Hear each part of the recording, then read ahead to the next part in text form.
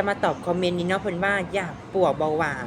ถ้าว่าเจ้าเองเป็นคนหนึ่งที่มีความเสี่ยงเนาะเป็นต้นแม่นลูกเบาดุในตอนกลางคืนเมื่อยง่ายเนาะ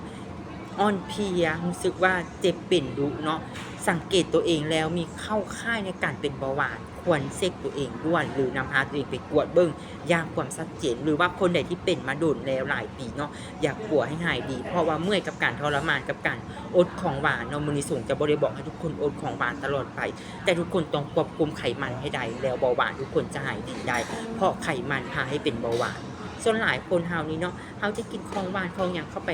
นี่เฮาย่านแม่นบ่ทุกคนแม้แต่ข้าวเหนียวยังย่านเนาะปัจจุบันสูงจะบอกทุกคนลองเฮ็ดคือสูงว่าแล้วทุกคนจะเปลี่ยนชีวิตทุกคนดีขึ้นแน่นอนถ้าคนใดที่ว่าเป็นมาหลายปีต้องนำพาตัวเองเข้าไปปิ้นปัวเพราะเบาหวานนี่เนาะถ้าเฮาบ่ปัวก็คือบ่ดีเลยเนาะขนาดบางคนปัวมาหลายปียังบ่ดีว่าซั่นแล้วใครอยากได้ดีหายเซากับโรคเบาหวานทักหา